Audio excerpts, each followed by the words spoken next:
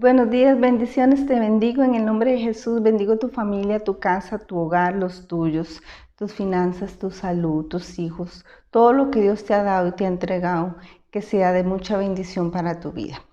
Seguimos con la carta a los Efesios, vamos por el capítulo 3 y vemos Efesios 3 del 1 al 5, nos dice así. Primeramente le puse: el misterio más maravilloso ha sido revelado. ¡Qué emoción! ¿Cuál es ese misterio? Veamos en Efesios 3, 1, 5. Por esta causa yo, Pablo, prisionero de Cristo Jesús, por vosotros los gentiles, si es que habéis oído de la administración de la gracia de Dios que me fue dada para con vosotros, que por revelación me fue declarado el misterio, como antes lo he escrito brevemente, leyendo lo cual podéis entender cuál sea mi conocimiento en el misterio de Cristo.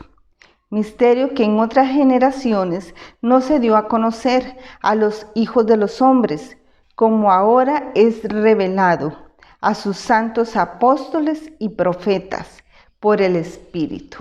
Amén. Dice que ha sido revelado el misterio a sus santos y a los profetas. ¿De qué hablaba Pablo? ¿De qué se trata esto? Pablo les dice que él es prisionero de Cristo. Empieza primero a decir: por esta causa yo, Pablo, prisionero de Cristo Jesús, por vosotros los gentiles. Dice que él es prisionero, pero prisionero de Cristo. ¿Por qué a Pablo habla de prisión? Porque Pablo estaba en ese momento en la cárcel, estaba en prisión. Entonces, entiende que estaba encarcelado y que no era prisionero de los hombres, más bien del Señor. Entendía de primera mano lo que es estar en una prisión y renunciar a una libertad física, pero también renunciaba a su propia carne. No solo tenía límites en su libertad físicamente, sino que él empezó a renunciar a su carne porque era prisionero de Cristo, no de los hombres. Soy prisionero de Cristo. Amaba al Señor, amaba la obra. Y él decía: no soy prisionero por dolor, no, lo decía con amor, con felicidad. Estaba en realidad agradecido con el Señor para servirle a Dios, para entregar su corazón al Señor. Él se sentía el hombre más feliz y decía: estoy prisionero, pero de Cristo, no de hombres, sino de Cristo. Él estaba prisionero por su esfuerzo de la misión encomendada por los gentiles, por proclamar la verdad, libertad en el Señor, la verdadera libertad en el Señor. Entonces, eso lo llevó a que fuera prisionero. Los romanos lo encarcelaron. Estaba prisionero por su esfuerzo de la misión encomendada por los gentiles, por proclamar la verdadera libertad en el Señor, la administración que le fue dada para con ellos, el misterio que ahora es revelado, la unión de judíos y gentiles en la iglesia del Señor. Dice que él estaba prisionero por su misión, una misión que le fue encomendada a él, específicamente a Pablo, y era una misión para los gentiles. Pablo trabajaba a una misión muy importante y era para los gentiles. Habrán otros apóstoles que trabajaban para los judíos, pero Pablo fue escogido específicamente hacia los gentiles.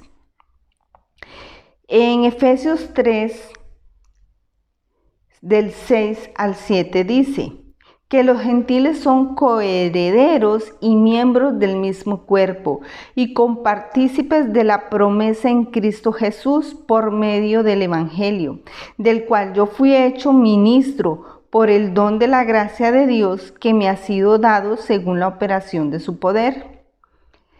Nos explica cómo los gentiles son ahora compartícipes de la promesa, un privilegio que ya no solo lo tenían los judíos. Ahora los gentiles iban a ser parte de esa bendición, a ser parte de esa promesa que solo era para los judíos. ya no es para los judíos. Ahora esa promesa también es para los gentiles. Entonces, Pablo estaba feliz porque llevaba el mensaje al gentil, llevaba el mensaje a decirle, tú eres parte de esa promesa, ya no solo los judíos, tú también eres parte de esa promesa. El Señor nos está diciendo hoy mismo, somos parte de esa promesa que el Señor le dio a los judíos. Somos ahora coherederos en las herencias del reino del Señor. Nos explica cómo los gentiles son ahora copartícipes de la promesa, un privilegio que ya no estaba solo para los judíos. Por medio del Evangelio, donde los hombres tienen una posición en Cristo Jesús, del cual Pablo era siervo.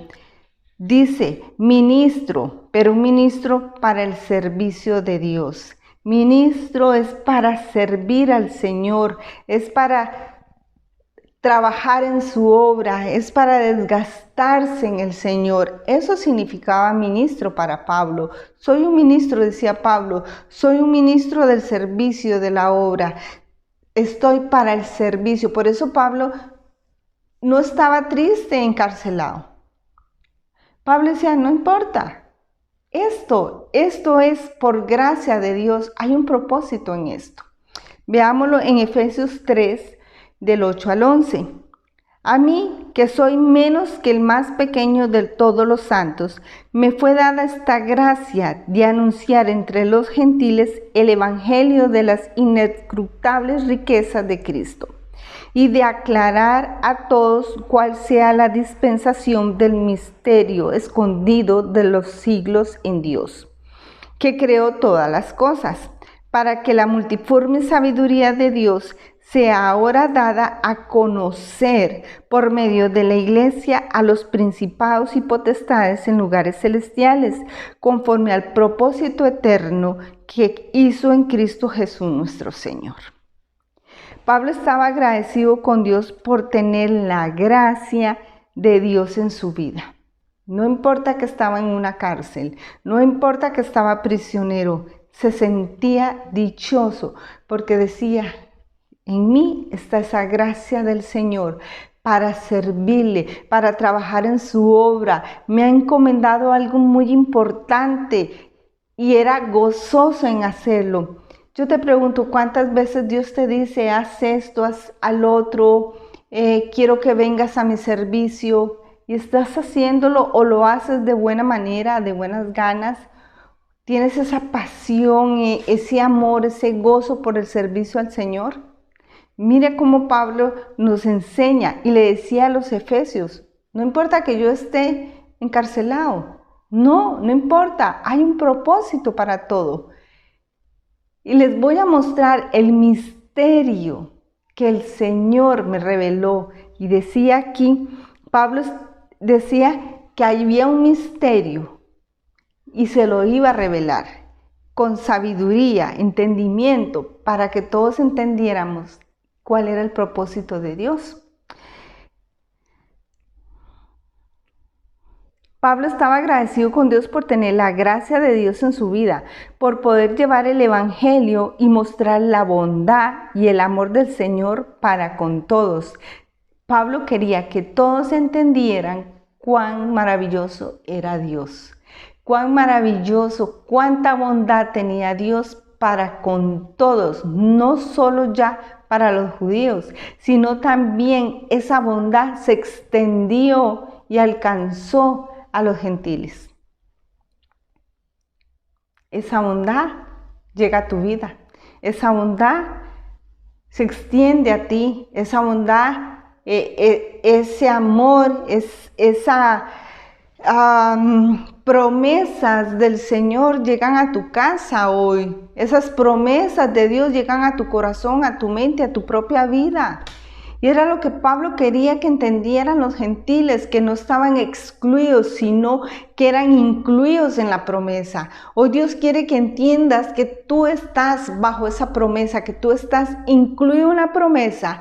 Nada más agárralas y di, yo estoy en esa promesa. El Señor prometió esto para mí, así que yo voy por ello. Tenemos que arrebatar las bendiciones de Dios en nuestras vidas. La gracia del Señor no es más que entender lo indigno que somos y que lo necesitamos a Él. Pablo decía, estoy maravillado de la gracia de Dios en mi vida. Pablo decía, a mí me escogió el Señor, me dio su gracia, ¿yo quién soy? Pablo era un asesino, mataba a los cristianos. Pablo era un perseguidor de la iglesia, no merecía ninguna gracia. Y él entendió que a pesar de cómo él era, Dios lo escogió para una obra maravillosa. Te pregunto, ¿sabes para qué eres escogido? ¿Sabes para qué obra ha escogido el Señor en tu vida? ¿Estás caminando en el propósito de Dios en tu vida para lo que Dios te escogió? ¿Y les estás dando gracias a Dios por esa gracia sobre tu vida? ¿Qué significa la gracia? Simplemente entender que no somos merecedores de que Dios ponga su mirada en nosotros, pero sin embargo Él lo hace. Y mire qué maravilloso lo que sigue, porque es maravilloso. La gracia del Señor no es más que entender lo indigno que somos y que lo necesitamos a Él. Misterio de su gracia es una gran riqueza para los gentiles. Y así debemos de sentirnos nosotros, que tenemos un gran tesoro que se nos fue dado, que no lo merecíamos. Sus riquezas nunca podremos terminar de conocerlas, porque son grandes para con su pueblo. Dios no solo la da a conocer con sabiduría a la iglesia, sino que también a principados y potestades en los lugares celestiales, para que vean no solo nuestra humanidad pecadora, sino también que nuestra naturaleza fue hecha a una imagen de Dios. ¿Para qué Dios revela ese misterio? Dice a las potestades. ¿Para qué lo hace? ¿Para qué? Para que ellos vean, los ángeles puedan ver que somos indignos, que somos pecadores. Los ángeles nos miran y dicen, qué pecador es ese hombre, qué pecador es esa mujer. Mire lo que piensa, mire lo que hay en su corazón. No entiendo cómo Dios, siendo Dios, va a hacer algo en esta persona. Y eso es lo que se quedan mirando las potestades en lugares celestiales. Y dice, para que ellos también se den cuenta la gracia de Dios sobre nosotros. La gracia de Dios sobre nosotros que somos indignos. Sobre nosotros que no somos santos. La gracia de Dios que está en nuestras vidas. Y que Dios cuenta contigo para su obra. Que Dios cuenta con nosotros para su servicio. Y los ángeles allá están viéndonos. Y dice, ¿qué amor tiene Dios por la humanidad? La humanidad pecadora. Pero cómo Dios transforma al que se deja transformar. Para que vean no solo nuestra humanidad pecadora, sino también nuestra naturaleza, que fue hecha aún a imagen de Dios, y vean obrando al Señor en nuestras vidas de una manera maravillosa, que nos hacemos partícipes en el lugar santísimo. Y dicen, ¿cómo transformó el Señor a esta persona, a este hombre, a esta mujer? ¿Cómo hizo? Si era un pecador y ahora está en adoración en lugares celestiales, orando al lugar santísimo. ¿Cómo esta mujer pudo llegar al lugar santísimo? ¿Cómo este hombre llegó a ese lugar santísimo? Y está con nosotros adorando al Padre, sirviendo al Padre. ¿Cuál fue esa transformación increíble?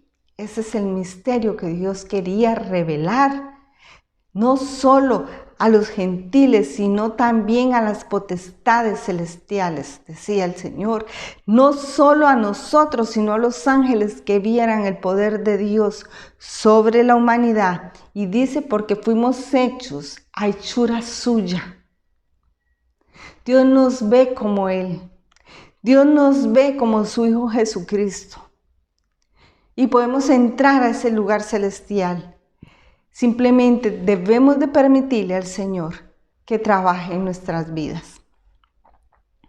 Efesios 3:13 dice: por lo cual pido que no desmayéis a causa de mis tribulaciones por vosotros, las cuales son vuestra gloria. Pablo les pide que no se desanimaran por él, a pesar que estaba encarcelado por predicar el evangelio, pero estaba satisfecho de servir para la obra del Señor.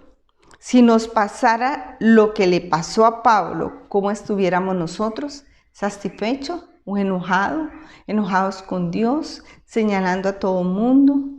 ¿Cómo estuviéramos? Pablo estaba maravillado y le decía al pueblo: anímense, tranquilos, yo estoy aquí preso, pero libre en el Señor. Yo soy preso de Cristo.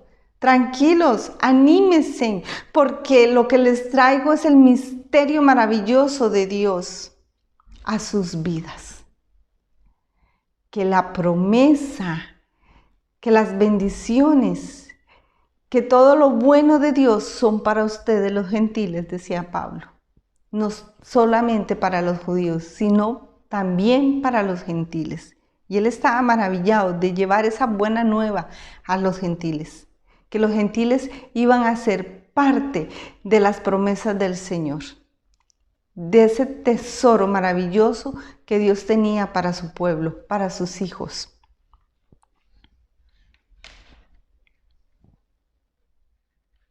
Pablo escribe esta carta desde la prisión, y no solo esa, también Colosenses, Filipenses y otras más. En todo hay un plan divino.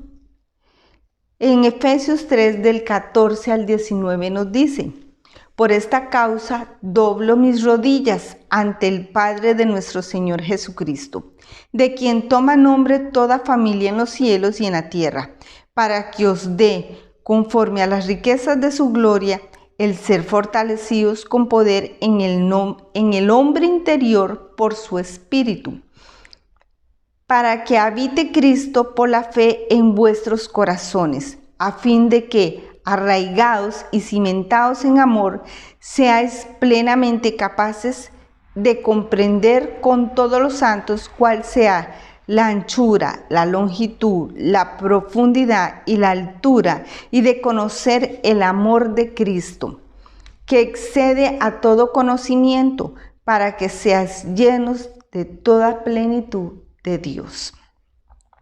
Dice: doblo mis rodillas. Doblo mis rodillas. ¿Para quién? Para con ellos, para el pueblo de Efesios. Pablo dice: estoy doblando mis rodillas, estoy en posición de oración. Pablo oraba por el pueblo de Efesios. ¿Pero qué significa doblar las rodillas? En esa época se acostumbraba a orar de pie en las esquinas para que la gente los vea. Pero Pablo decía: yo doblo mis rodillas. No estoy de pie, estoy doblando mis rodillas en posición de humildad, en posición de que sé a quién estoy orando, de que sé a quién le estoy pidiendo ayuda, de que sé a quién me estoy acercando, que era Dios. Pablo entendía que Dios era soberano. ¿Y quién era Dios? El Rey de Reyes, Señor de Señores. Y Pablo tomaba esa posición de humildad ante el Padre. Si nos damos cuenta, muchos oraban en las sinagogas de pie y duro para que la gente los escuchara. Pablo dice: doblo mis rodillas por ustedes, en humildad, un corazón humilde. Qué gran ejemplo. Pablo lo hacía con tal humildad, entendiendo el plan de Dios, pidiendo que les llegara fortaleza divina a sus vidas. ¿En dónde? En el hombre interior. ¿Por qué en el hombre interior? ¿Por qué? Porque muchas veces tenemos fortaleza física en nuestro cuerpo, pero en nuestro espíritu somos muy débiles. Nuestra carne nos traiciona, nuestra alma nos hace pasar la factura muchas veces. Usted puede ver a una persona con músculos, usted puede ver una persona que se ve fuerte y tal vez sea fuerte físicamente, pero si hacemos un conteo en él, en la parte espiritual, es un hombre débil en el espíritu. Y Pablo oraba para que ellos fueran fuertes, para que Dios les diera esa fortaleza en el espíritu, en esa fortaleza en el hombre interior, que era lo que le importaba a Pablo.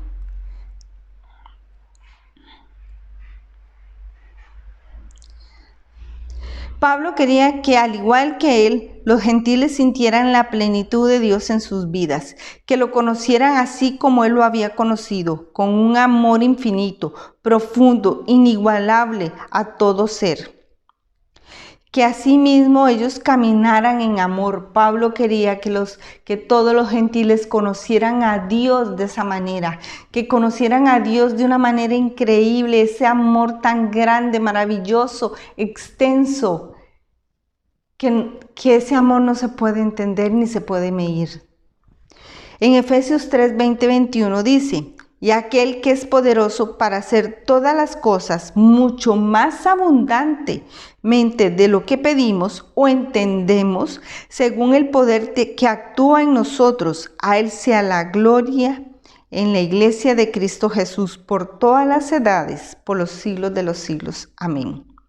Aquí se muestra que Dios es capaz de hacer las cosas más allá de lo que tú o yo pensamos, más grandemente y gloriosamente. Y finalmente, siempre la gloria y la honra sea para Él eternamente, para Dios. Eso era lo que quería Pablo, que entendieran las maravillas del Señor, que entendieran el misterio que fue revelado en los últimos tiempos, y era que tanto gentiles como judíos iban a ser unidos en el Señor. Ese era el misterio, que iban a estar unidos, que iban a ser salvos, y que las promesas que fueron para los judíos también eran para los gentiles. Yo quiero bendecir tu vida, yo quiero declarar en el nombre de Jesús que tú eres entendido, una persona entendida, y que entiendes que en este momento en tu vida tú tienes todas las promesas de Dios a tu favor. Simplemente sácalas. Simplemente apodérate de esas promesas que Dios te está diciendo hoy. Eres parte del pueblo del Señor. Y di: Señor, yo te he aceptado en mi corazón y creo que Jesús vino a salvar mi alma, ha perdonado mis pecados, me arrepiento de todo corazón, me arrepiento de todo pecado y declaro que Jesús es el camino, la verdad y la vida. Por lo tanto, yo recibo las promesas de Dios en mi vida. En el nombre de Jesús, bendigo tu vida, que el Señor guarde tu vida y que seas entendido con sabiduría, con inteligencia para alcanzar las promesas del Señor. Te bendigo en el nombre de Jesús. Amén y amén.